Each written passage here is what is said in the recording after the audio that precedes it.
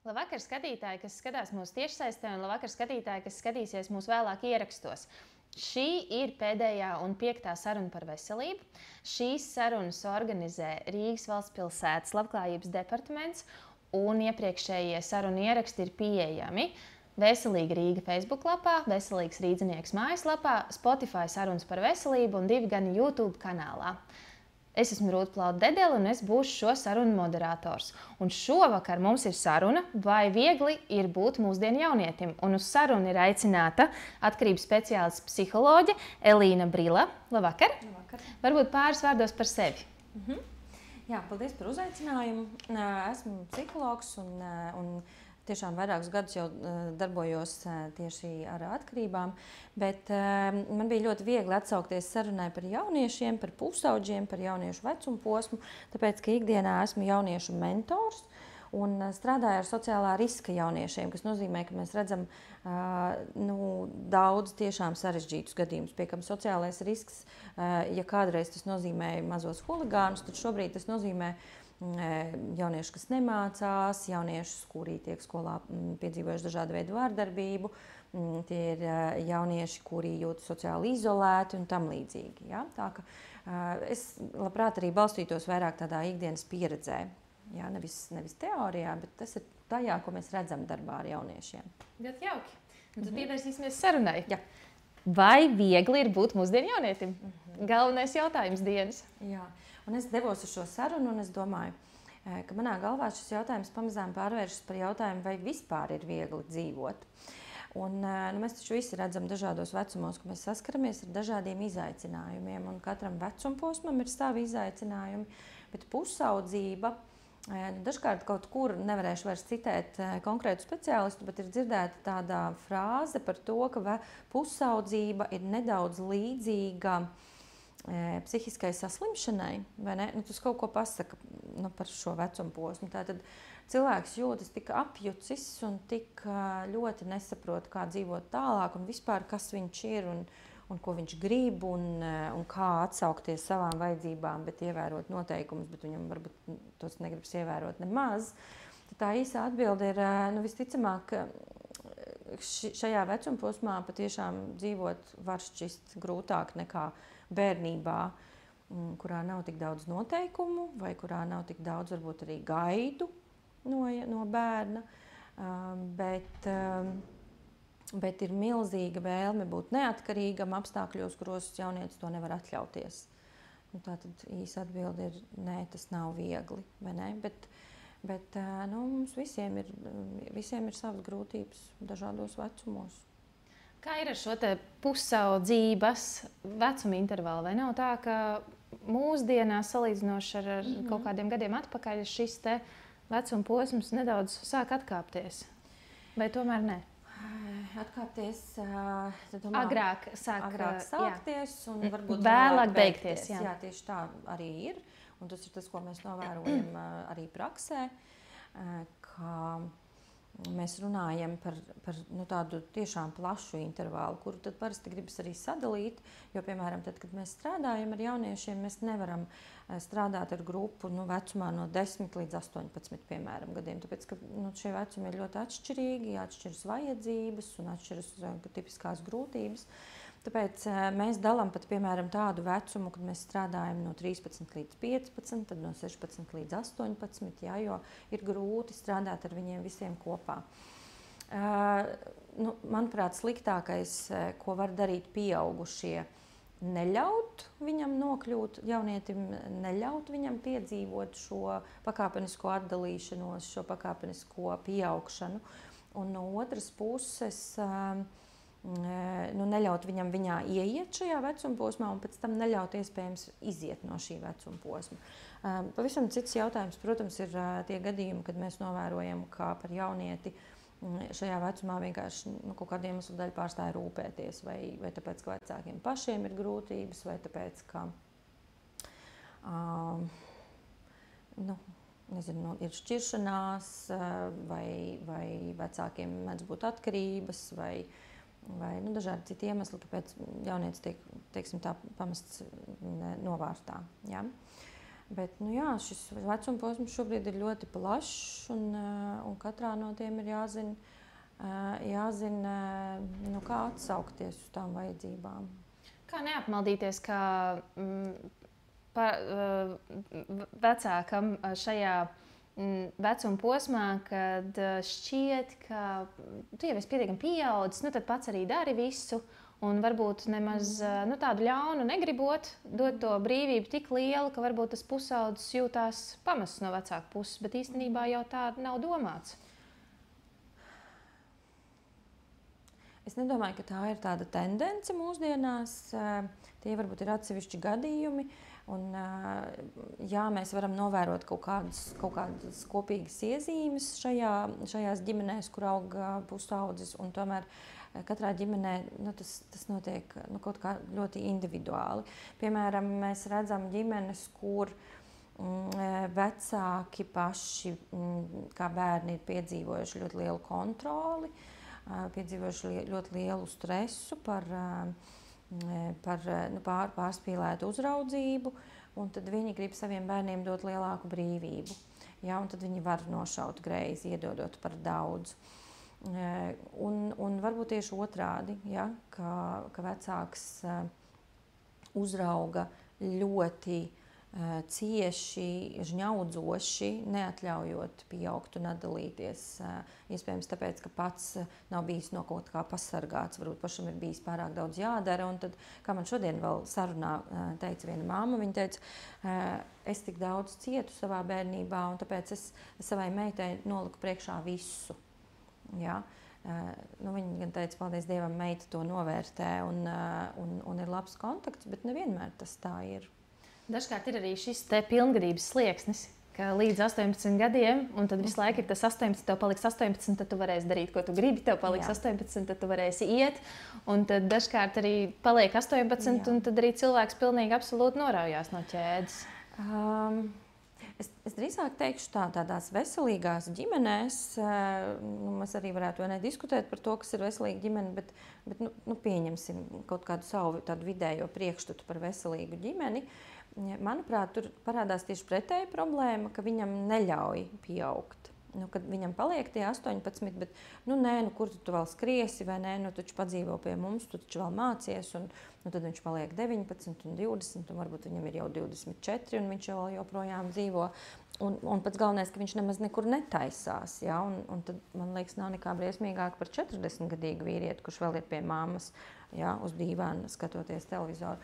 Bet tas jautājums, kas izskanēja par tiem jauniešiem, kad tev tūlīt būs 18, es teikšu, ka šī ir viena liela grūtība mums strādājot ar jauniešiem ārpus ģimenes aprūpē, piemēram, tiem jauniešiem, kas atrodas, piemēram, SOS ciematos, jo viņi paši izrāda ārkārtīgu vēlmi pēc 18 gadu sasniegšanas piedzīvot to īsto lielo dzīvi, kurā nav noteikumu, nav ierobežojumu, kur visu drīkst, kur viņi paši visu izlems. Bet tad, kad viņiem paliek 18, tad izrādās, ka tā lielā dzīve ar milzīgo brīvību ir tik liela, ka viņi viņu nevar saturēt. Ja? Viņiem trūkst prasmes plānot laiku, plānot finanses, uzņemties atbildību, jā, vispār zināt, sajust, ko viņi grib un tam līdzīgi. Tāpēc es neteikšu, ka tā ir tendence, ka visi grib atkritīties no saviem bērniem 18 gadu vecumā, bet drīzāk ļauj viņiem par ilgu aizķerties. Ja man jāsalīdzina, piemēram, kā bija tad, kad man bija 18, un tas bija pirms daudziem gadiem, tad manuprāt, toreiz šajā ziņā kaut kādā ziņā bija vieglāk, tāpēc, ka mēs tā kā legāli drīkstējām gribēt doties, piemēram, uz tehnikumiem, dzīvot kopmītnēs, un šobrīd vecāki baidās no šī, un ja vien tas ir iespējams, viņi mudina palikt mājās un izmantot tās priekšrocības, ko sniedz ģimene. Un varbūt kaut kādā ziņā kaut ko neļauj piedzīvot. Ja? Kaut kādus tādus pirmos soļus patstāvībā. Manuprāt, vecāki drīzāk nokavē kaut ko. Jā. Un nedaudz atgriežoties atpakaļ par to pusaudzību. Kas ir tādi signāli, ko ģimenes ietvaros varētu pamanīt, ka mans bērns sāk ieiet šajā te posmā, kad man ir jākļūst pašam varbūt savādākam, savādāk ar viņu jākomunicē? Atkal šeit nebūs laikam viens konkrēts vecums, bet atkarībā no tās brieduma pakāpes, no sadarbības, no vispār no attiecībām ģimenē. Bet signāli droši vien ir daudz un dažādi, un kaut kādā ziņā mēs vēl vakar ar kolēģiem par šo diskutējām. Kaut kādā ziņā līdzīgi 2-gadniekam, 3-gadniekam, kas ir tas vecums, kad bērns lieto frāzi pats, es pats, un arī pusaudzis daudz ko grib darīt pats. Un tieši tāpat kā mēs ļaujam, mums būtu jāļauj 2-gadniekam daudz ko piedzīvot un krist un sasisties un mēģināt 115 reizes, tāpat būtu jāļauj arī pusaudzim. Cita lieta, jautājums, vai mums ģimenē ir skaidri definētas veselīgas robežas. Un tad tā viena no pazīmēm, par kurām es arī vakar runāju ar kolēģiem, ka liela daļa pieaugušo, gan vecāku, gan pedagogu uzstāja un ļoti dusmojas par to, ka jaunieši neievēro noteikumus, kuri nekad nav skaidri definēti. Tātad viņi ir pat gatavi sodīt par noteikumu pārkāpšanu, lai gan nav izrunājuši šos noteikumus. Tātad pieaugušo prātā šie noteikumi ir, bet nav bijusi, piemēram, ģimenes sapulce. Ja, manā ģimenē to sauc par ģimenes sapulci. Kad es bērniem saku, ejam uz kabinetu, tad viņi zina, ka mēs runāsim par kaut kādiem noteikumiem. Ja, viņi vienkārši atpazīst jau šo frāzi. Un daudzās ģimenēs es tā kā sagaidu kaut kādu labu uzvedību vai atbilstošu uzvedību vai atbilstošu izpratni, bet es neesmu to pārunājusi un var izrādīties, ka jaunietis nemaz nesaprot, ko es no viņa gaidu. Jā, tāpēc varbūt es redzu signālus un atsaucos, bet varbūt nē, bet varbūt mans jaunietis atkarībā no manas reakcijas nemaz nenojauš, ka viņš jau kaut ko pārkāpj, un tad ir ļoti izbrīnīts pēc tam. Tad būtībā ir ļoti svarīgi pateikt skaļi, kas ir tas, ko tu sagaidi, jo savādāk sanāk, ka tu kā faktu pieņem, ka viņš saprot, ko tu gribi no viņa. Bet laikam ne tikai pateikt, bet labi, ja tās būtu diskusijas. Mēs it kā esam 21. gadsimtā un runājam par to, vai ne, cik ļoti vajadzētu runāt un skaidri definēt lietas un sadarboties un iekļaut un arī pusaudzis kaut kādā brīdī kļūst tādā psiholoģiskā stāvoklī, ka viņš gandrīz vai jāiekļauj, vai ne, lai viņš saprastu, kas viņš ir ģimenē. Bet mums nav tādi veselīgi ieradumi, piemēram, par šādām ģimenes sapulcēm. Citreiz mēs smejamies un mācam klientiem, bet noslēdziet ģimenes līgumu, un viņiem liekas, kas tās par muļķībām, kāds ģimenes līgums. Bet ir cilvēki, kuriem šis ļoti labi strādā. Es redzu, ka es esmu pateicis, nestrādā, es esmu uztaisījis ģimenes sapulci, nestrādā, un tad es apsēžos un saku tā. Mēs šeit dzīvojam visi kopā, no cīm redzot, mums ir jāslēdz ģimenes līgums, jo man ir apnicis runāt par to, ka ir jāiznes miskasti. Tad tagad mēs noslēgsim līgumu, sastādīsim grafiku, un no cīm redzot tikai tā mēs varam panākt to, ka tā miskasti tiek iznesta. Un dažreiz tas liekas muļķīgi, bet dažreiz cilvēki var par to pasmieties un realizēt kā tādu pa pusē joku. Bet šis ir veids, kā mēs nonākam pie skaidri definētiem noteikumiem. Un tad, kad mēs runājam jo sevišķi par atkarīgu uzvedību, pilnīgi noteikti ir jādefinē, kas ir tas, ko es sagaidu un kas ir kategoriski nepieņemami. Bet lielākā daļa vecāku pie pirmajām šādām grūtībām nevis runā, bet demonstrē attieksmi. Tātad soda ar attieksmi vai parāda ar attieksmi, ko viņš par to domā, bet nerunā skaidru valodu joprojām. Un, kādi ir tie galvenie izaicinājumi tad mūsdienu pusaudzim? Man liekas, ka to ir tik daudz. Arī par šo es domāju, nākot uz šo sarunu, mēģināju atcerēties savu pusaudzību. Jau toreiz likās, ka pusaudžu vecums ir traks vecums. Mana mamma, es atceros, ir teikusi, ka ārprāts tas bija traks laiks un cik esot bijis grūti. Bet, ja es salīdzinu ar tām iespējām, kādas pusaudžiem ir šobrīd, tad mums taču nebija neviedierīču, vai ne, kādas ir šobrīd. Mums nebija tik liela pieejamība dažādām vielām un procesiem, tāpēc, ka, piemēram, līdz ar video spēļu parādīšanos parādījās arī pirmie signāli par to, ka kāds neprot aiziet gulēt, un parādījās termins video spēļu atkarība, vai ne, par kuru mēs agrāk neko nezinājām. Šobrīd mēs novērojam jau ne pirmo gadu, kad jaunieši ļoti viegli no video spēlēm pāriet pie azartspēlēm, jā, ko viņi var sākt lietot no 18 gadu vecuma un tam līdzīgi. Teiksim tā, manuprāt, galvenā problēma ir tā, ka viņi ir pārstimulēti. Un vēl viena ļoti būtiska lieta, par kuru mēs parasti runājam ar vecākiem dažādās lekcijās vai skolās, kā vecāki baidās būt, viņiem ir bail strīdēties. Viņi mīļā miera labad nevis pastrīdēsies un panāks kaut kādā veidā caur sarunām vai vienkārši caur šo noteikumu uzstādīšanu, ka ir, piemēram, jāapmeklē ārpusskolas nodarbības. Viņi negrib strīdēties. Labāk, lai viņš ir mājās, kur savā istabā, drošībā, šķietamā vai ne. Labi, viņš sēž savā video spēlē, bet gan jau, ka ir ok. Galvenais, ka viņš ir mājās. Bet patiesībā viņš varbūt tur kļūst ļoti atkarīgs tajā savā istabā. Jā, jo daudz drošāk būtu, ja viņš 3-4 reizes nedēļā apmeklētu ārpusskolas nodarbības.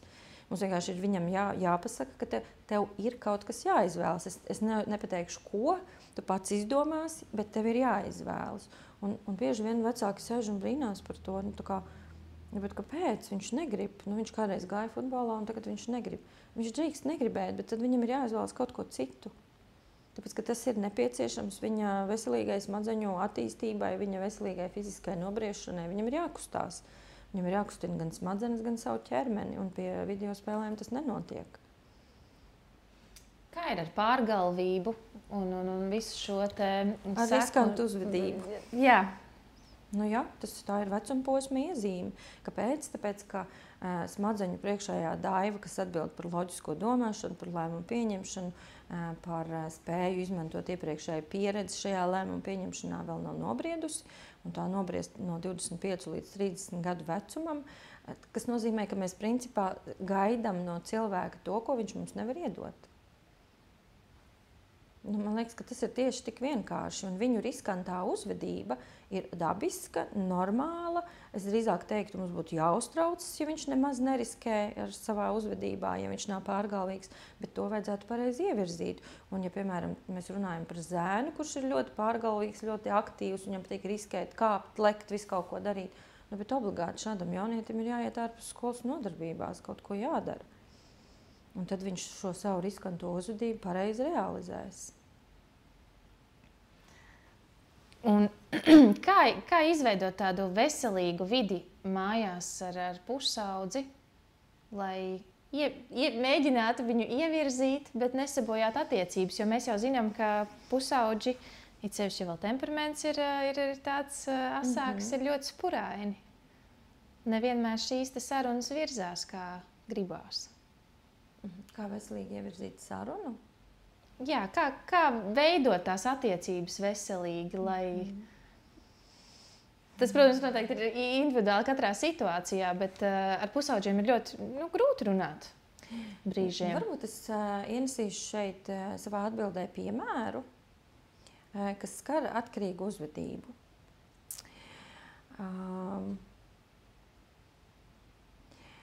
Tāds novērojums, ar ko es parasti arī savas prezentācijas sāku, ir tāds, ka mammas visbiežāk uztraucas tad, kad vēl nekas nav noticis. Savukārt tēti mēdz minimizēt pat to, kas jau ir noticis. Ja? Tā ir normāla, manuprāt, dzimuma atšķirība, ko mēs varam novērot arī citos jautājumos. Bet piemērs ir par to, ka, piemēram, zēns 9. klasē, dēls dodas uz ballīti, varbūt jau ne pirmo, bet šī ir pirmā reize, kad viņš atnāk mājās acīm redzami piedzēries. Un tā bija tāda ļoti interesanta epizode, kur bija interesanti klausīties, kā domā vecāks. Gan kā viņš domā, gan ko viņš jūt, gan to, kā viņš šos abus mainīgos ieliek savā uzvedībā. Un tad, proti, mamma to redz, Viņa jūtas, pirmkārt, tas ir tāds kokteils, viņa jūtas satrauktā, viņa jūtas vīlusies, viņa ir dusmīga, viņa baidās, jā, tur ir ļoti daudz emociju. Un viņa domā tā, es viņu vairs nekur nelaidīšu. Viņš pirmo reizi ir aizgājis, bet viņa vairs nekur viņu nelaidīs. Viņiem nav bijusi vienošanās par to, ko drīkst un ko nedrīkst. Viņai ir bijušas tikai gaidas par to, ka viņš atnāks mājās normālā stāvoklī, ja, ka viņš pats sapratīs, ka nevajag piedzerties. Un tad es viņai jautāju, bet ko jūs darījāt? Un viņa saka, es neko nedarīju, tāpēc, ka viņš bija tādā stāvoklī, viņš nebija runājams. Jā, labi, pareizi, jā, viņš aizgāja gulēt. Ko tad jūs darījāt no rīta? Un viņa atbild tā, ka tas, manuprāt, ļoti skaisti ilustrē lielāko daļu vecāku attieksmi. Viņa teica, es viņu vēroju. Un vērot nozīmē, ko? Patiesībā vērot nozīmē neko nedarīt. Bet šajā vērošanā viņa ir ielikusi ļoti daudz. Viņa ir ielikusi savu nosodījumu, viņa ir ielikusi savu tādu attieksmi, un viņa ir ielikusi savas prognozes par to, kā tas var beigties, ja viņš šādi turpinās. Un viņa ir ielikusi šajā attieksmē arī jau gatavu atbildi tam viņa nākotnes jautājumam, kad viņš atkal gribēs iet uz ballīti, bet viņa nerunā. Un tad mēs vienmēr cenšamies vecākiem pārdot ideju par to, ka jūs jau nerealizējat šobrīd savu vajadzību. Tāpēc, ka jūsu kā vecāka vajadzība ir parūpēties par to, ka viņš ir drošībā, lielos vilcienos. Ja? Šeit pat nav vajadzības saskaldīt šo situāciju vēl smalkāk, ko viņa grib vai negrib, cikos viņam ir jāatnāk un cik daudz viņš tur tomēr kaut ko var pamēģināt vai nemaz nevar. Bet šeit trūkst tā, ka viņa jau nerealizē savu vajadzību. Viņas vajadzība ir pēc tā, lai viņš ir drošībā. Ar savu skatienu viņa vienkārši parāda, ka šis ir savā ziņā noslēpums, par kuru mēs tagad nerunāsim. Tu zini, ko tu izdarīji, bet mēs par to tagad nerunāsim. Un kas tajā pusauģa galvā var notikt tajā brīdī? Viss kaut kas. Piemēram, šeit man patīk, ka daudz, es esmu lasījusi narkologu viedokli un psihiatru viedokli par atkarībām runājot. Es vairs neatceros, kurš speciālists tas bija, bet viņš teica, ka cilvēkam, kurš atnāk mājās piedzēries, viņam, vai tad, kad mēs runājam jau tiešām par alkoholismu, viņam ir jācieš no savas atkarības. Un ciest nozīmē saskarties ar sekām. Bet tipiski, kad mājās atnāk piedzēries jebkura vecuma un dzimuma cilvēks, kāds par viņu parasti parūpējas. Viņš tiek tur noģērbts, aizvests uz gultu, varbūt viņam palīdz noģērbties, un varbūt viņu tur vēl sakopja, ja viņš ir šausmīgā stāvoklī, un viņam vēl ūdeni atnesīs, kas ir patiesībā nepareizi, jo tādā veidā mēs neļaujam viņam saskarties ar to, ka es pieņēmu lēmumu kaut ko lietot, un redz, cik man tagad ir slikti. Tā vietā mēs viņam ļaujam saskarties ar kaunu par to, ka kāds ir viņu sakopis. Tas ir mans viedoklis. Viņš saskaras ar kaunu, kad ārprāts mamma man varbūt, tur 18 gadu vecumā, kad es esmu tur, vai 16 gadu vecumā, pirmo reizi piedzēries tā, ka neatceros, kā atnācu mājās, ir nomainījusi man apakšbikses, piemēram. Tā nav forša sajūta. Kāds būs ātrākais un vieglākais veids, kā mazināt kauna izjūtu? Visticamāk, kaut kāds neveselīgs veids. Aizmirsties video spēlēs, vai atkal iziet ārā, iedzert, vai uzpīpēt, vai tam līdzīgi. Un mēs cenšamies veidot vecākos izpratni par atšķirību starp vainas izjūtu un kauna izjūtu. Jo vainas izjūta ir tā, kas ir nepieciešama, lai es uzņemtos atbildību. Kad šis man nedara, un es nākamreiz būšu uzmanīgāks. Paldies, ka tu tur man palīdzēji, bet es tev piekrītu, tas nav ok. Bet vainas sajūta ir tā, kura mums liek justies slikti nevis par to, ko mēs izdarījām, bet par to, kādi mēs esam. Kad es esmu šitāds, kuram ir jānomaina apakšbikses 11 gados, jo es esmu nespējīgs. tā esmu sadzēries, piemēram. Ja? Un ar nerunāšanu mēs tikai padziļinām to plaisu patiesībā. Un tad mēs, piemēram, šajā epizodē centāmies atrast to pareizo veidu, kā būtu bijis jārunā. Un tas ir tas, ko visbiežāk arī vecāki prasa. Kā tad pareizi runāt? Kāda ir tā pareizā frāze? Un nav tādas pareizās frāzes, tāpēc ka pareizi ir runāt tā, kā mēs šo situāciju piedzīvojam. Savā ziņā labs tāds rīks ir spogulis. Mēs skatāmies spogulī un mēs sakam, ko mēs viņā redzam. Ja es skatos spogulī, un es redzu spogulī tur savu atspulgu, es redzu, ka man ir tur gaiši mati. Ja? Ļoti līdzīgi mēs veidojam šos pareizos teikumus runājot ar otru cilvēku. Es redzu, ka tu esi atnācis mājās ļoti piedzēries. Vai es vakar redzēju, ka tu tāds atnāci, un mums par to ir jāparunā. Vai es jūtu, ka tu smirdi, vēl no vakardienas tu smirdi. Nē, es nepīpēju, bet es jūtu, ka tu smirdi. Okay, tu saki, tu nepīpēji, bet es jūtu, tātad, acīm redzot, es laikam nepareizi jūtu. Un pastāsti, kā tā var būt, ka tu nepīpēji, bet es jūtu cigaretes. Kaut kāda nesakritība ir. Mēs nevaram teikt, tu melo, mēs nezinām, bet mēs runājam par sevi. Es jūtu, vai es redzu, vai es tagad saprotu, ka tu, acīm redzot, esi sācis tagad ballēties aktīvi, bet es redzu, ka tu neproti to darīt. Tad apsēžamies un izrunājam, pie kādiem nosacījumiem tu vari turpināt to darīt. Un tad bieži vien viņiem ir sajūta, ka, kad nē, ja viņiem ir jāievēro nosacījumi, tad viņi ko darīs? Ko darīs? Ies prom no mājām? Uz kurieni? Protams, ir kaut kāds vecums, kad viņi tiešām var norealizēt aiziešanu prom no mājām. Dažreiz tas pat ir vajadzīgs, ja viņam ir jau 18 vai 19, bet arī par to mēs varam runāt. Es redzu, ka tu, acīm redzot, gribi dzīvot atsevišķi, ka tev šīs ģimenes noteikumi nedara. Tad parunājam par to, kur tu varētu dzīvot, par kādu naudu tu varētu dzīvot. Izstāsti man, jo es uztraucos. Ja, jo man tas ir svarīgi. Vispār šī frāze, jo man tas ir svarīgi, ļoti bagātina gandrīz katru teikumu, kuru mēs runājam ar otru cilvēku. Jo man tas ir svarīgi. Tas nav egoisms, tas ir tāds uzsvars par to, kāpēc es vispār par to runāju. Lūk. Bet, un ko es vēl gribēju teikt par tām sarunām ar jauniešiem, ka ļoti bieži šīs sarunas realizē mammas. Bet patiesībā būtu labi, ja mēs runājam par pilnu ģimeni, kāpēc tajā nepiedalās visi? Gan mamma, gan tētis, gan jaunietis, vai, ja, piemēram, ir jaunietis un jaunāks brālis vai māsa, būtu labi arī viņiem arī viņiem būt klātesošiem, lai viņi dzird tās gaidas vai tos noteikumus ģimenē. Nesen bija tāds gadījums, kad es ieteicu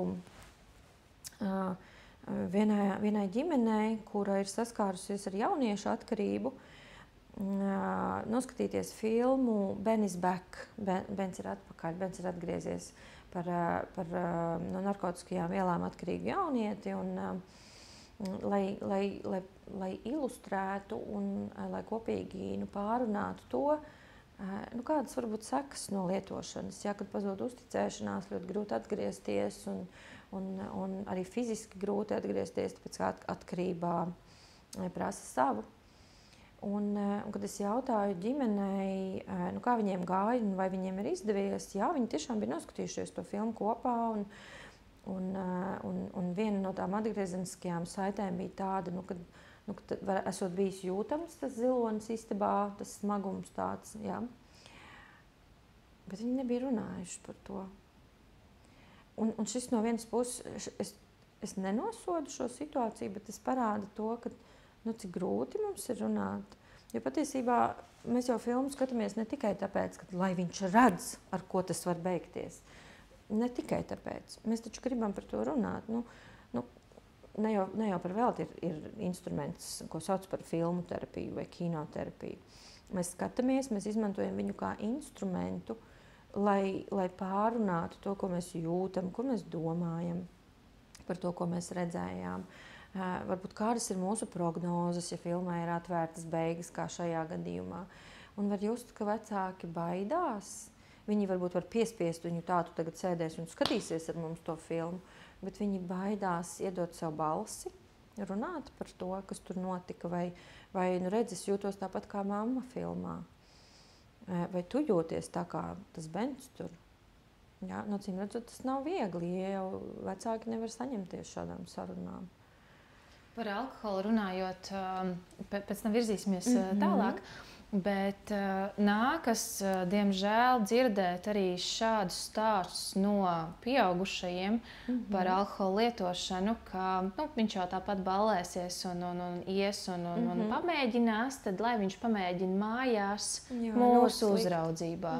Pie kā tas var novest? Jo šķietam citreiz šie pieaugušie, manuprāt, uzskata, ka viņš ir tādu kaut kāda kā pakalpojumu, izdara kaut ko labu, bet īstenībā jau viņš parāda, ka viņam ir viena alga. Es varbūt nedomāju, ka ir viena alga, bet viņi varbūt grib mazināt savu trauksmi, esot pilnīgi pārliecināti, ka jaunieši tāpat kaut ko pamēģinās. Un visticamāk, viņi tiešām pamēģinās, bet tas satraukums par neziņu, viņš ir lielāks nekā redzēt, ka viņš izdzer pusglāzi vīna kontrolēti. No cīm redzot. Ja, tas satrauc mazāk, jo tā ir mana atbildība, ka es rekur viņam atļauju, bet tas, ko es nezinu, tas ir tik liels un biedējošs un neļauj man, tur naktīs gulēt, kad jaunietis nav mājās, ka es nevaru to saturēt. Bet ir man viena prezentācija, kurā es šo esmu nosaukusi par savu veidu vardarbību pret jauniešiem, pirkt viņiem lietas vai piedāvāt viņiem lietas vai atļaut viņiem lietas, baidoties, ka viņi to darīs tāpat kaut kur citur. Lielākā daļa jauniešu pamēģina, bet ja mēs iedomājamies kādu jaunieti, mēs noteikti atradīsim kādu, kurš, piemēram, mans vīrs nekad mūžā nav nevienu cigareti pamēģinājis. Nekad. Es viņu abrīnoju par to. Viņš ir brīnumaini izsprucis cauri sveikā, dažādu iemeslu dēļ, nekad nepamēģinot. Bet ja mēs iedomājamies, ka šādam jaunietim, kurš varbūt nekad nepamēģinās, nekad nepiedzersies, vēl nesen vienā pieauguša sieviete man teica, es nekad neesmu piedzērusies, es nezinu, kā tas ir. Man likās, vau, brīnums, ja?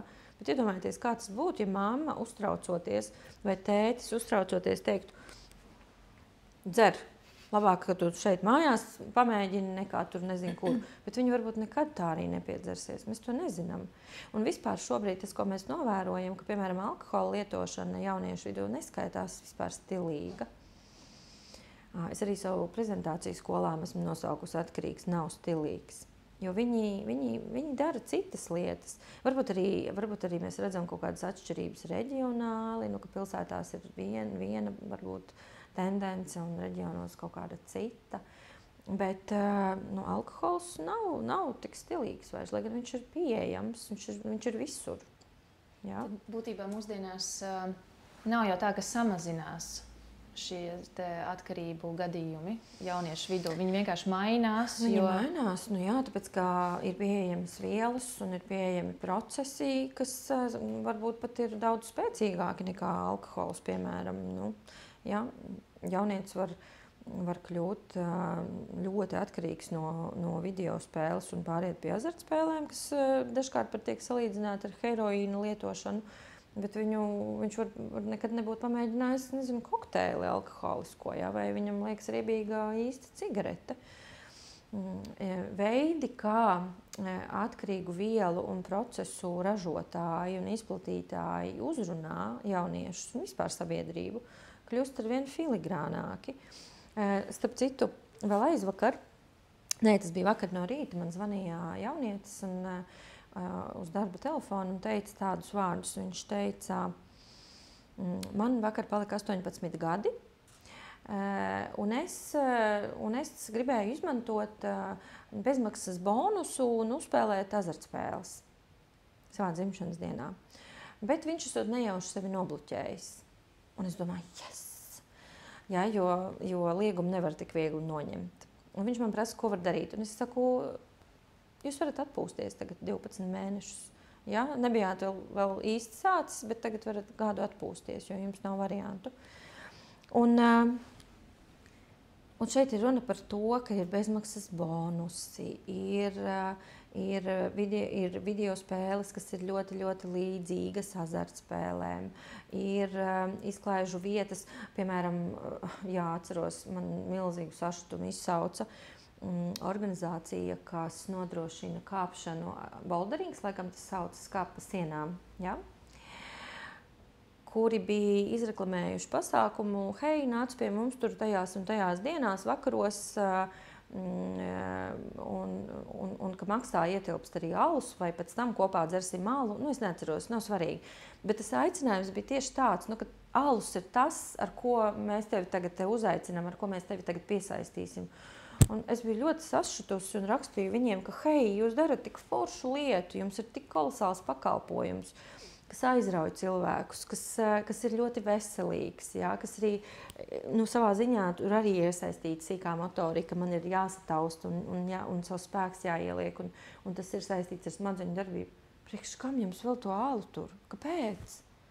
Un viņi mani nesaprata, viņi tā kā sāka taisnoties un skaidrot, bet es saku, bet jūsu primārais klients ir jaunietis. Diez vai es tagad pēkšņi izdomāšu iet kā pa sienām augšā, vai ne? Un ar Almu pilnīgi noteikti man tur neuzaicinās. Bet jūsu mērķa auditorija ir jaunietis. Kāpēc jūs neizdomājat kaut ko citu? Kāpēc tieši alus? Un varbūt viņi pēc tam padomāja un saprata, bet varbūt nē. Bet, manuprāt, mūsu uzdevums, mūsu visu uzdevums, tātad sociālā atbildība ir teikt, ka hei, tas nav ok, ka jūs šitā darat. Tāpat, piemēram, šobrīd tiek organizēts kaut kad, manuprāt, vai nu tikko bija, vai tūlīt būs pārgājiens vienā no Latvijas pilsētām, kas ir nosaukts kā vīna pārgājiens. Kāpēc?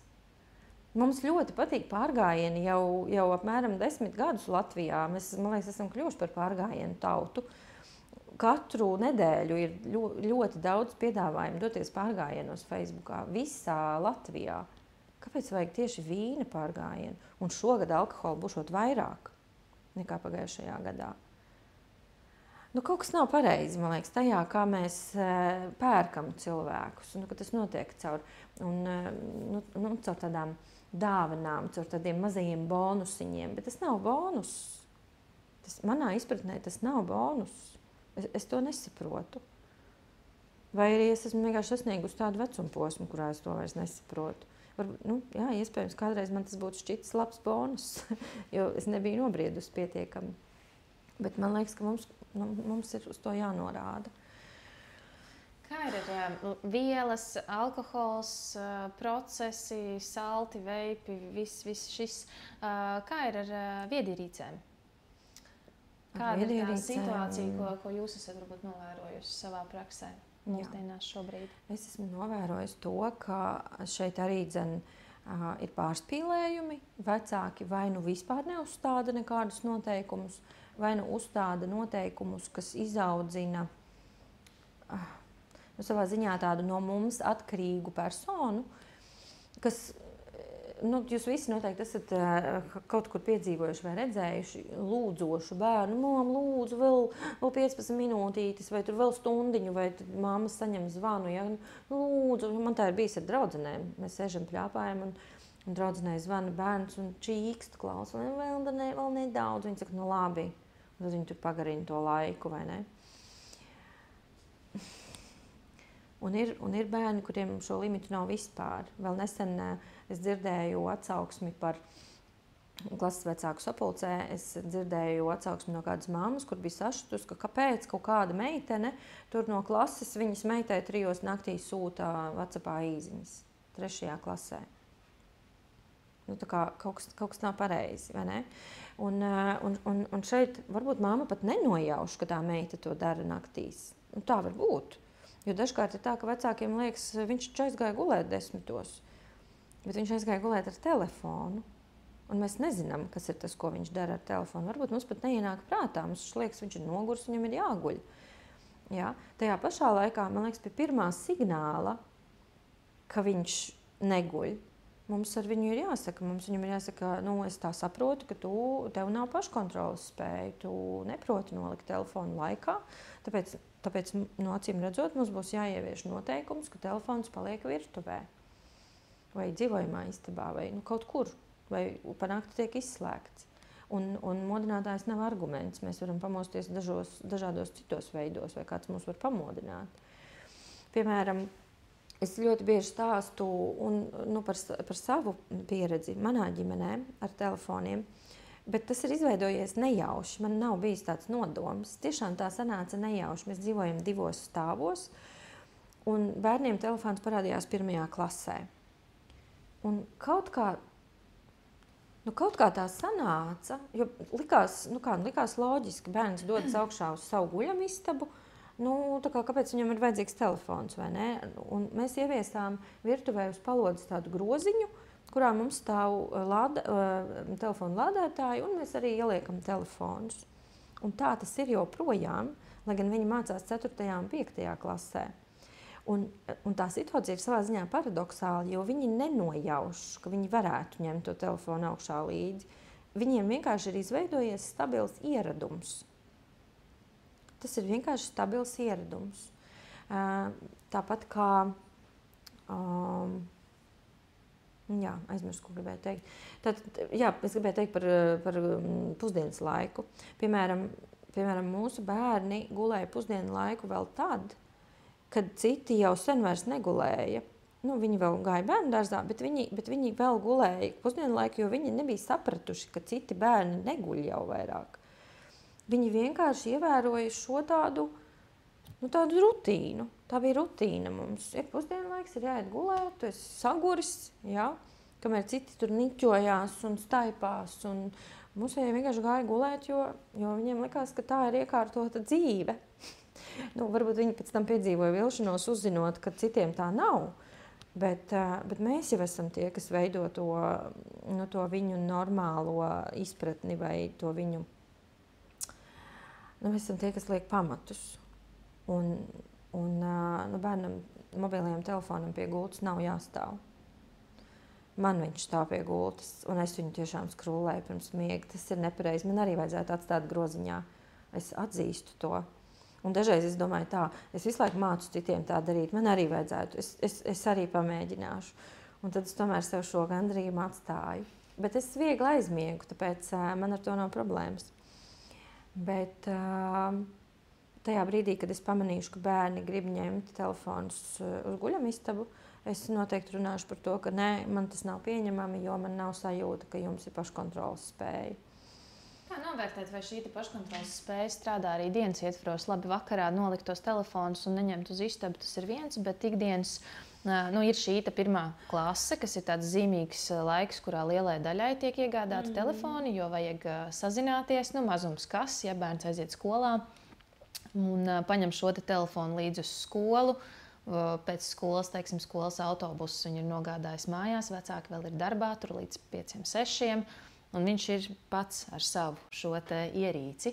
Kā novērtēt, vai bērns spēj pieņemt un šo telefonu izmantot tikai vajadzībām, kas ir telefona vajadzības, vai tomēr iesaistās un spēlē un scrollo un dara visu to, ko nevajadzētu visā šajā periodā. Vai šeit viens jautājums tad ir, vai šeit strādā šie ierobežojuma aizliegumi? Vai īstenībā nav tā, ka ar šo ierobežojumu aizliegumu mēs tā kā bišķiņi kultivējam to gandarījumu pēc tam, kad tu tiec pie tā telefona? Ka viņš ir tāds... Droši vien arī kā kurā ģimenē, bet manuprāt, ja vien mums ir iespēja novērot, ne par velti, novērojums ir viena no pētniecības metodēm, vai ne?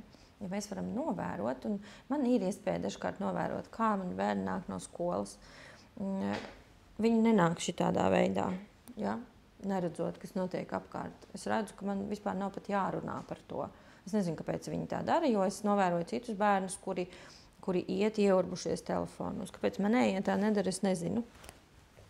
Ja es novērotu, ka viņi tā dara, es viennozīmīgi par to runātu, un visticamāk samazinātu pieejamību. Un mēs aizmirstam par to, ka viņi šajā vecumā ka viņiem nav šīs paškontroles spējas. Jā, mēs viņiem varam izstāstīt, kādi ir riski, ja tu ieurbies telefonā, tu neredzēsi kaut ko svarīgu, vai tur, nezinu, paklups nokritīs un tam līdzīgi.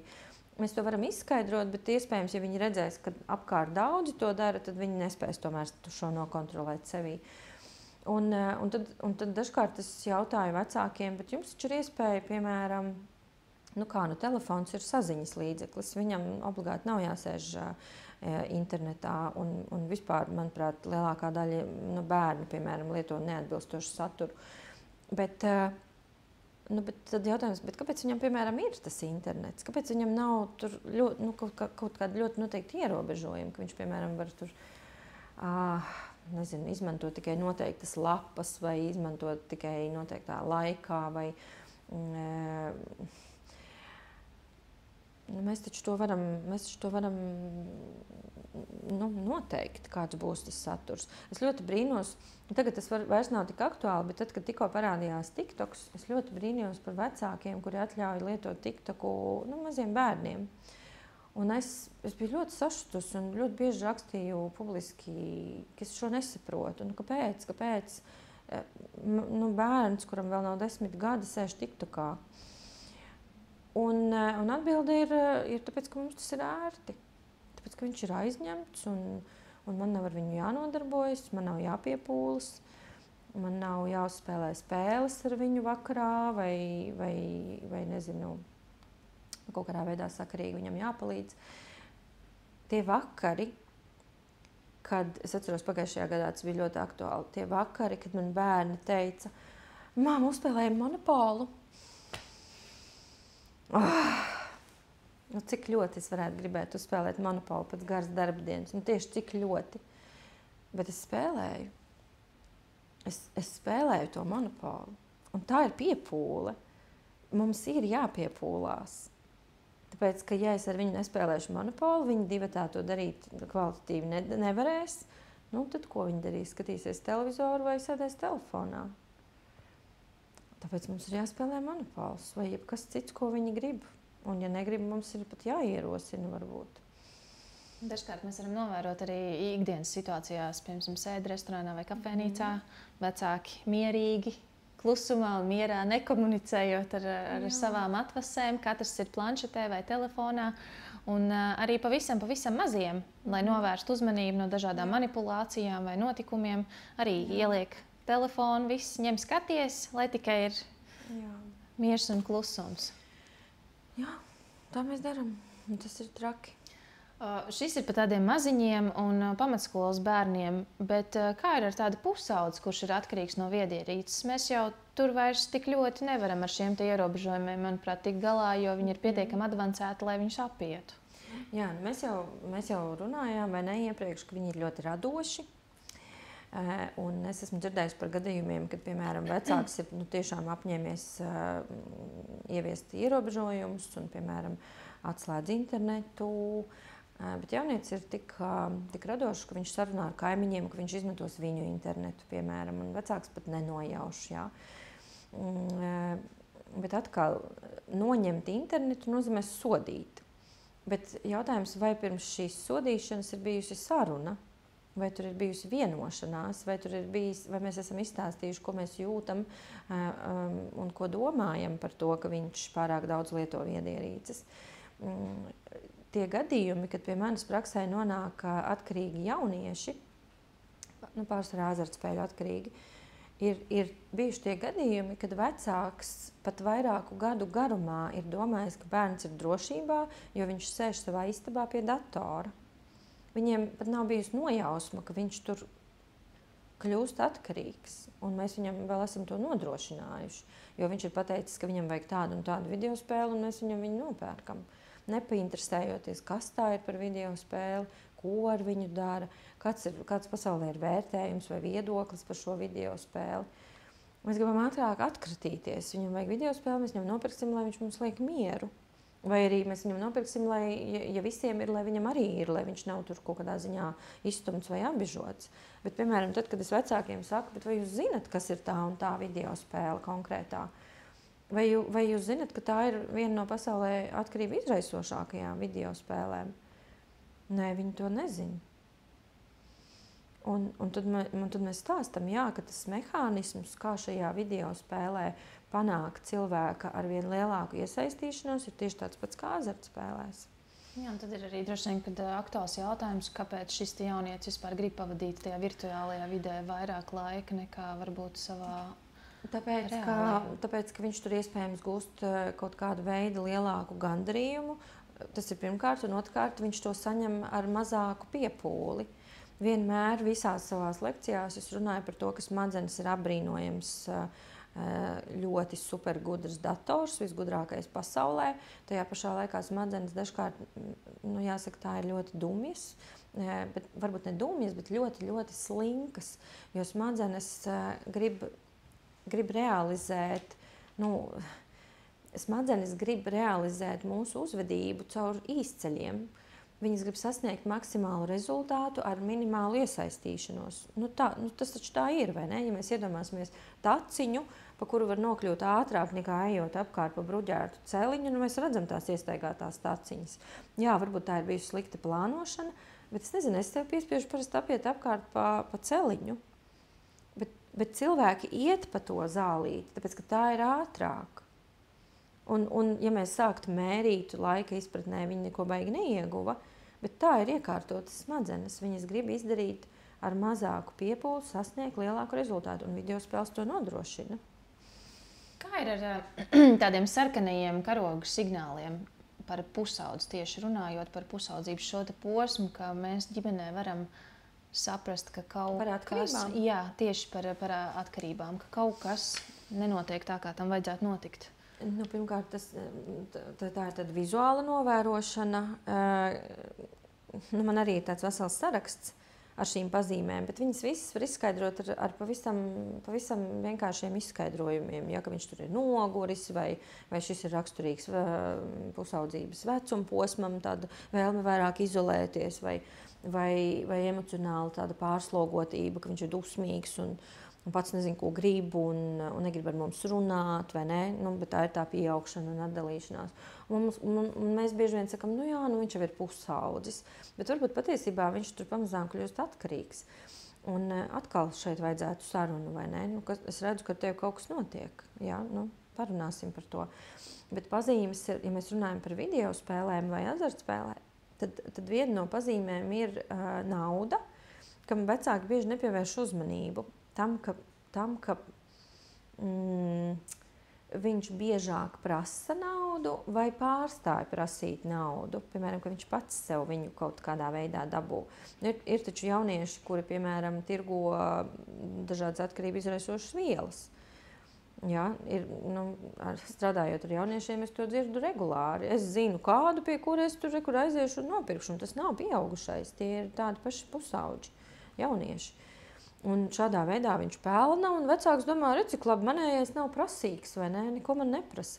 Es teiktu, ka tas ir sarkanais signāls, ja viņš man neprasa. Vai nu viņš baidās man prasīt, un tas nav ok, vai nu viņš kaut kādā dīvainā veidā pats sastrādā naudu, un tas nav ok. Ja es par to neko nezinu, jo varbūt tas ir nelegāli. Bet ja mēs runājam par vielām, ja mums vispār ir kontakts, ja mēs sasveicinamies un kopā, piemēram, vakariņojam vai brokastojam, kas būtu labi, ja tā būtu, mēs taču varam vizuāli novērot, ka ar mūsu jaunieti kaut kas nav kārtībā. Viņš neveido acu skatienu vai viņš ir emocionāli kaut kādā veidā tāds izrāda pretestību vai noliegumu vai ir tāds viegli aizkaitināms, vai viņam pazūd interesi, vai, piemēram, viņš ilgus gadus nodarbojās ar sporta veidu, kurš viņam pašam ļoti patika, un pēkšņi viņš vairs negrib iet. Kā tā var būt? Nevar būt vienkārši tāpat. Noteikti vienmēr ir kaut kāds iemesls. Ne jau vienmēr ar atkarībām saistīts, bet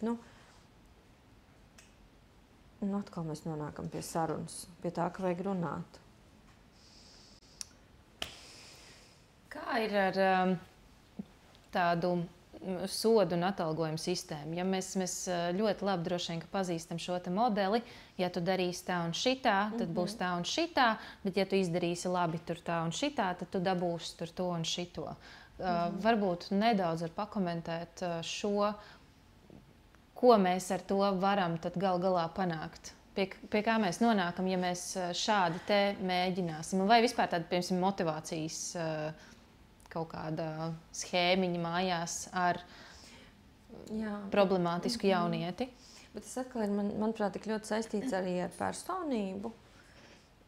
Jo mēs varam pret 2 vai 3 ģimenes bērniem izturēties vienādi, šīs prasības izvirzīt vienādi vai atalgot vienādi, bet viņi var izaugt ar pilnīgi atšķirīgu attieksmi, piemēram, pret naudu, vai pret naudas tērēšanu, vai pret naudas pelnīšanu, vai par tādu iekšējo kaut kādu goda kodeksu, ja, vai tam līdzīgi.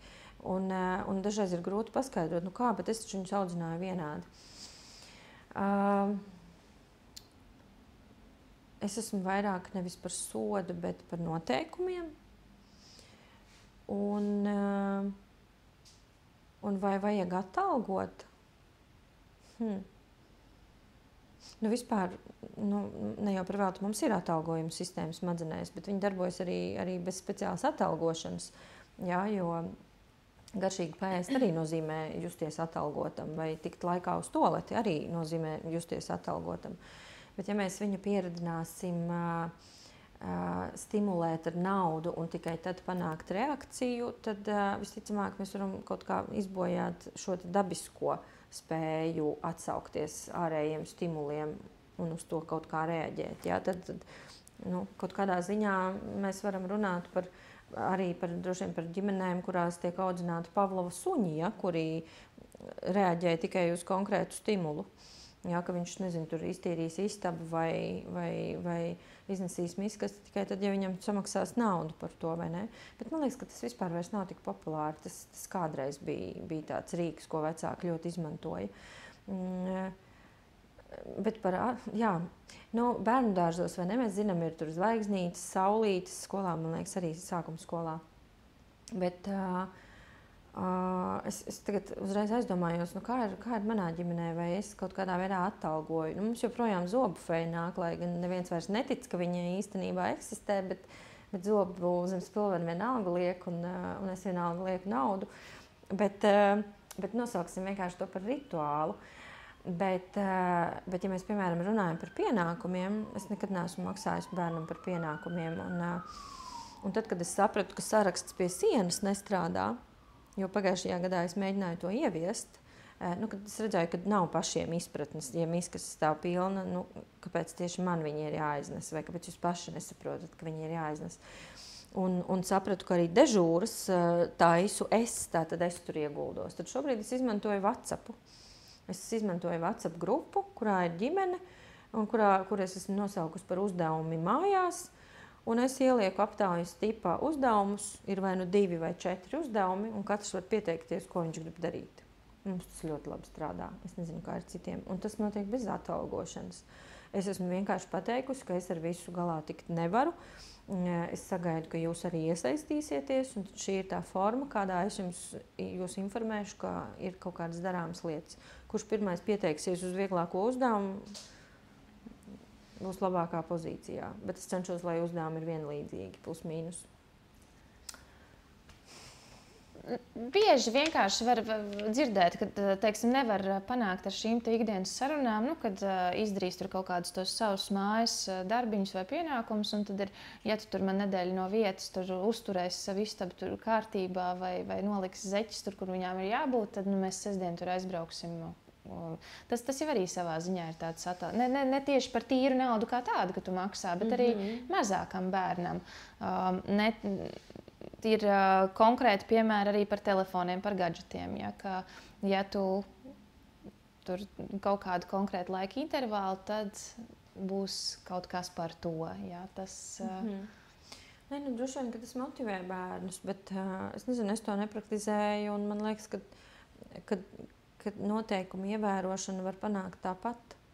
Vienkārši ar sarunu, ar izpratnes veidošanu par to, ka mēs esam ģimene, kurā mēs visi te piedalāmies un visi izmantojam telpas, piemēram, vai visi ēdam ēdienu, vai visi ir iesaistīti tajā, no kā mēs ēdīsim, no tīriem traukiem vai no netīriem. Man liekas, ka ir jāveido izpratnī par atbildību, par līdzatbildību, nevis par to, ka ka es kaut ko dabūnu, tāpēc, ka es kaut ko izdarīju. Jo, ko tad, piemēram, viņi aizies savā dzīvē un satiks partneri, un tad viņi neko nedarīs, tāpēc, ka viņiem nekas nebūs apsolīts. Tāpēc, ka vairs nebūs tētis un mamma, kas būs apsolījuši tur ar kaut ko apbalvot, ja tu kaut kādā veidā iesaistīsies. Manuprāt, ir jāveido izpratni par to, ka viņi vienkārši gribās pašiem to darīt. Un arī, manuprāt, bērniem ir ļoti nozīmīgi piedzīvot to, ka vecāki ved un ļauj kaut ko piedzīvot vai darīt vienkārši tāpat. Tāpēc, ka viņi grib bērniem labu, nevis tāpēc, ka tas ir apbalvojums obligāti. Lai viņi saprot, varbūt šobrīd nē, bet kādreiz, lai viņi saprot, ka tas ir bijis tāds labs ieguldījums, ka vecāks ir gribējis realizēt savu vecāka lomu labā veidā. Un pavadīt laiku ar saviem bērniem. Jā, es to laikam neatbalstītu, tādu uzpirkšanu.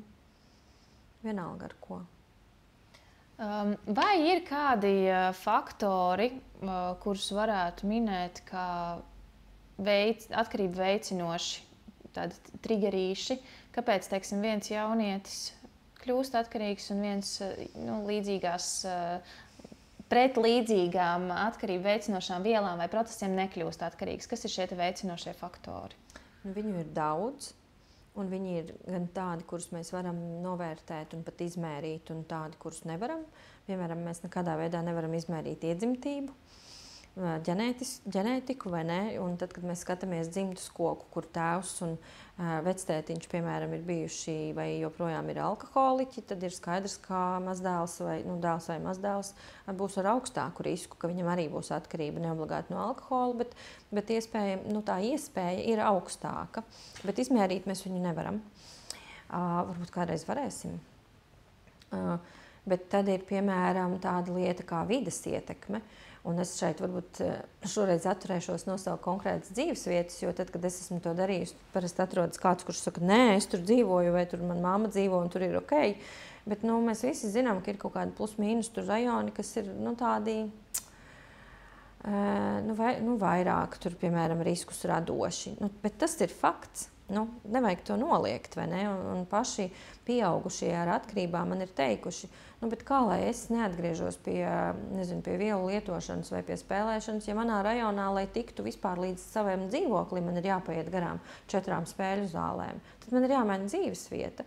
Un tāpat ir ar jauniešiem. Varbūt viņš ir ok jaunietis un viņa riski būtu zemi, ja viņš dzīvotu citā vietā, bet viņš dzīvo tur, kur dzīvo. Tātad šajā gadījumā vide ir tā, kas rada šo lielo risku. Un kā es viņu varu pasargāt, līdz 18 gadiem viņu vadāt uz skolu ar mašīnu vai pie rociņas, arī nedara, vai ne? Vai, kādi vēl ir iemesli, dažādas traumas ir iemesli. Un par traumām mēs runājam nevis kā par fiziskām, bet par psiholoģiskām galvenokārt, kur ir dažādi veidi zaudējumi. Ļoti daudzi jaunieši meklē mierinājumu atkarībās, kad izjūg vecāku ģimene. Un visgrūtāk, man liekas, ir tiem, kuri saprot, ka tas ir labi, ka tie vecāki izšķīrās, jo tā kopdzīve bija briesmīga, ka viņi visi no tā cieta. Tajā pašā laikā ir pazaudēta arī ilūzija par ģimeni, par to, ka man ir iespēja būt ģimenē, un es pazaudēju vienu vecāku, un tagad otru vecāku baidos pazaudēt, jo viņš, piemēram, strādā 2 reizes vairāk, vai risina savas attiecību problēmas un nav man tik pieejams. Tad faktiski es kaut kādā ziņā zaudēju abus vecākus. Tad kurš mani mierinās par to, ka man ir grūti? Protams, vielas un procesi un sliktie draugi. Visticamāk tas tā būtu. Nevis sliktie draugi, bet draugi ar dažādiem riskantiem piedāvājumiem, teiksim tā. Un ir viena ļoti svarīga lieta, kad mēs runājam par atkarībām, un ne tikai, ir nesakritība starp bioloģisko un psiholoģisko vecumu. Gandrīz vienmēr mēs to konstatējam sadarbībā ar klientiem, jebkāda vecuma, kad piemēram,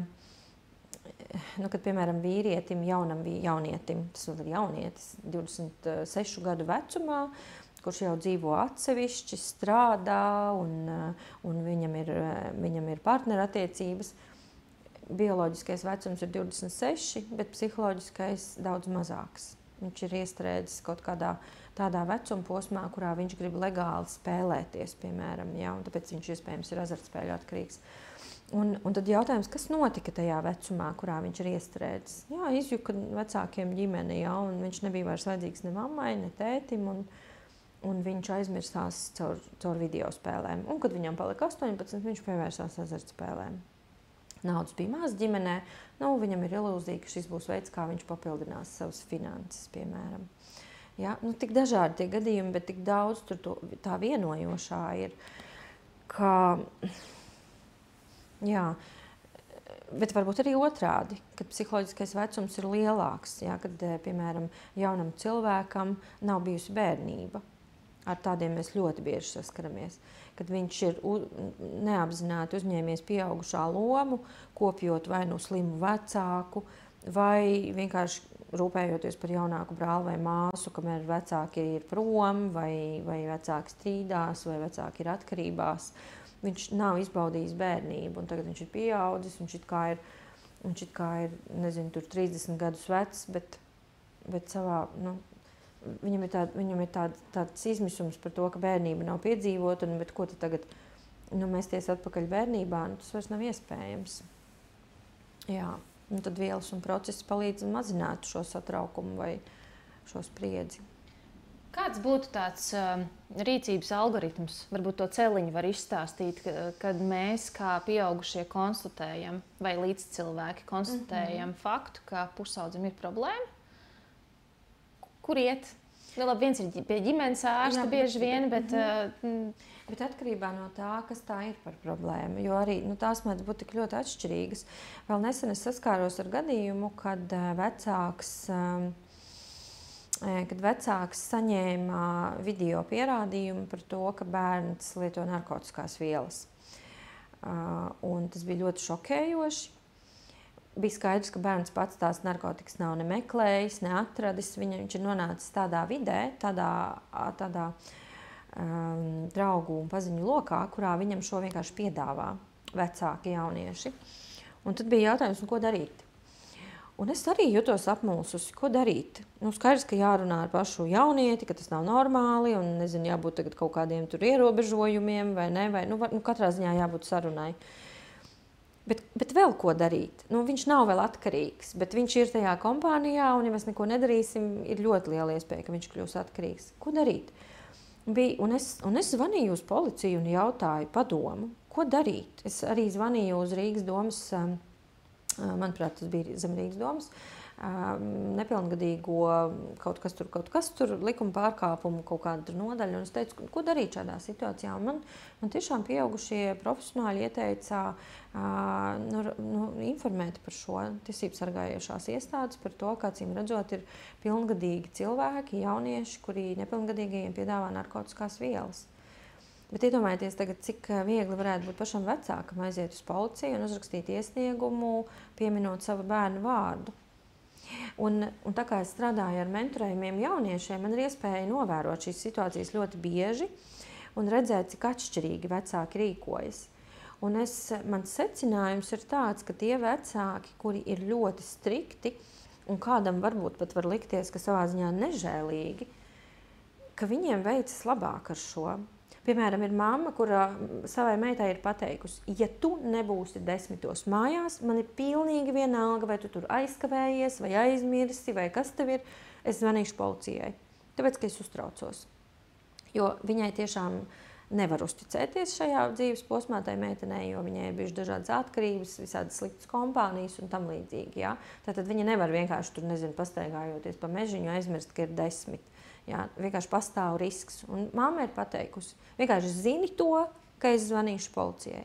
Un šis palīdz meitenei ierasties mājās 10. Un varbūt, ka viņa veic riskanto uzvedību līdz 10, bet viņa ievēro šo noteikumu. Kamēr ir mamma, kura sēž un pārdzīvo, ir 10, ir 11, ir 12, viņa raud, viņa sūta īziņas, viņa zvanās, viņa staigā pa rajonu meklē. Bet tad, kad ar viņu tiek runāts, ka, hei, varbūt vajag sadarboties ar policiju, viņi saka, nē, kā es ziņošu par savu bērnu, tas taču ir mans bērns. Un šis ir savā ziņā līdzīgi tam, ko es teicu sākumā, ka vecāki baidās konfliktēt. Bet ja mēs neuzstādām tās robežas un nepasakām, nu, ka, ja tu nebūsi mājās, man nav variantu. Man ir jāziņo par to, ka tu nepilngadīgs jaunietis esi līdz 16 gadu vecumam. Pēc likuma bērns nedrīkst atrasties ārā pēc 10. Ja tu nebūsi mājās, man ir jāziņo, jo varbūt ar tevi ir kaut kas noticis. Tātad es kā vecāks arī kaut ko nedaru pietiekami labi, ļaujot tev būt pēc 10 ārā nezinu kur. Un kā ir ar tādu līdzcilvēku darbību? Varu padalīties, pieņemsim, ir tāds mazais huligānisms bijis, ja ir nepilngadīgs jaunieši, attiecīgi ir uzsākta šī administratīvā lieta ar tālāk iespējamu procesu par kriminālu atbildību. Šeit ierodās arī bērnu pārstāvji, jo bērni nav tādā vecumā, lai varētu paši sevi pārstāvēt, un attiecīgi šie te pārstāvji nospļaujās. Mums ir pilnīgi vienalga, ko jūs ar viņiem darat. Darat, ko gribat. Ja? Un tad attiecīgi mēs kā līdzcilvēki, it kā laikam jau gribot labu. Necelsim mēs nekādas pretenzijas, lai tie puikas iet. Bet vai šādā gadījumā mēs neizdaram arī tādu lāču pakalpojumu, ka mēs palaižam tādā pašplūsmā īstenībā cilvēku, kuru vajadzētu varbūt drusku ierobežot? Tā drusciņā aizvirzījos, vienkārši runājot par tām tiesību sargājošām iestādēm. Šis ir par to, ko vecākiem darīt, kad ir vai ne, kaut kādas problēmas un grūtības. Grūti pateikt. Atkarībā arī no tā, kāds ir bijis tas huligānisms. Bet šeit var dzirdēt, ka jaunieši realizē savu riskanto uzvedību. Un es tomēr laikam palieku pie tā, ka viņiem ir jāredz ļoti skaidras robežas. Es jau nesaku, ka jaunieši ir jāsēdina cietumā. Nekādā gadījumā nav nekas briesmīgāks par cietumu vai nav nekas briesmīgāks par šīm ierosinātajām krimināllietām, kurām pēc tam ir sekas. Piemēram, mēs to redzam jauniešos, kuri grib doties armijā un nevar to, tāpēc, ka viņiem ir rosinātas krimināllietas. Ja? Bet kaut kāda veida līdzeklim, kurš piespiež uzņemties atbildību, tam nevienmēr ir jānotiek ar tiesību sargājošām. Es iedošu piemēru, tas varbūt nav par pusaudzi, bet man bija pašai gadījums ģimenē, kad man zvana mamma viena un saka, ir tāda situācija skolā, ka jūsu dēls ir manai meitai saplēsis ķēdīti. Un es biju ļoti, kāpēc, un nevar būt, ka speciāli, un viņi saka, nē, laikam jau, ka ne speciāli, bet tur nezinu, rāva viņu, tur ko, un es gaidu to savu bērnu mājās, un kas tur ir noticis, ko viņi ir spēlējušies, un jā, viņš viņu tur parāva, patīk viņam meitenes, ko darīt, vai ne, neapzinājās tur savu spēku, vai aiz kā viņš tur parauja. Saplēs ķēdīt, un es ar viņu runāju, es saku, mums tagad būs kaut kas jādara, mums jāpērk vai jauna ķēdīte, vai mums jāsalabo esošā, un es viņu iesaistīju tajā procesā, nevis es teicu, es tagad visu sakārtošu, vai arī neko nezinu, viņš saplēsa, paši tagad domājiet, ko ar viņu darīt. Es viņam mācīju, ka mums būs kaut kā tagad jāiesaistās un kaut kā šis jāsalabo. Es pirmām jutos diezgan drausmīgi, jo man tā bija pirmā epizode, kad mans bērns bija kaut ko izdarījis. Bet šī epizode, es atceros, viņam bija ļoti nozīmīga, jo viņš nejūtās kā supernoziedznieks, nekas jau briesmīgs nebija īstenībā izdarīts. Bet viņš, man liekas, ļoti apzinājās sekas, ja, ka mēs nevaram vienkārši teikt, atvainojiet, ja, kad mēs tur saplēsām to ķēdīti. Mums bija jābrauc, mums bija jālabo, mums bija jāmaksā nauda par to, mums bija jādodas tikties un jādod. Un es to nedarīju viena pati, es to darīju ar viņu kopā. Es teicu, tev ir jāpiedalās, tu esi šo situāciju radījis, mēs to darīsim kopā, tu viens to nevari. Es tev palīdzēšu, bet būs jāpiedalās. Jā. Paldies par sarunu. Ir ienākuši jautājumi. Šeit ļoti daudzi jautājumi pārklājās jau ar pārrunāt. Tos tad es neminēšu. Teiksim, kādi ir brīdinājumi signāli, par ko mēs izrunājam, ka jaunietis varētu būt atkarīgs. Kā samazināt pavadīto laiku telefonā. Man šķiet, ka bērns draudzējas ar vienaudžiem, kuri lieto alkoholu un smēķē. To mēs burtiski tikko izrunājām. Kā saprast, vai radusies datorspēļu atkarība. Un šeit ir, kā var palīdzēt pusaudžiem veselīgā veidā tikt galā ar stresu lai nerastos vēlme lietot atkarību veicinošas vielas. Manuprāt, šis ir tāds foršs. Jā, ar ko mēs varētu pabeigt tēmu, vai ne? Bet padomāsim uzreiz par sevi kā par pieaugušajiem. Kā mēs mazinām stresu? Pie nosacījuma, ka tas nav alkohols vai cigaretes. Kā mēs veselīgi mazinām stresu?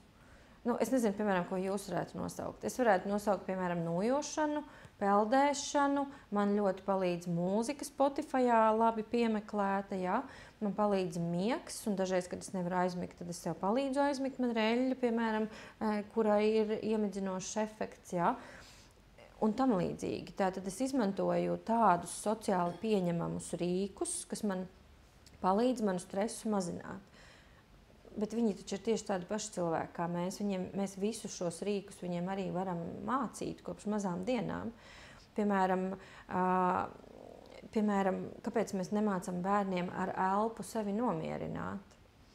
Tad, kad man bērni nāca par kaut ko pārdzīvoja, raudāja, es jūtu, kā viņi aiztur elpu, ko mēs darām gandrīz visi, vai ne? Pie stresa, pie raudāšanas mūsu elpošana kļūst ļoti sekla. Tā bija pirmā lieta, ko es viņiem mācīju. Elpo. Ja? Un viņi iemācījās, ka nedrīkst aizturēt elpu. Un tas ir tik elementāri. Mēs varam mācīt iet peldēt, mēs varam mācīt roņot, tagad augstajās peldēs iet. Visu to pašu, ko mēs paši piedzīvojam.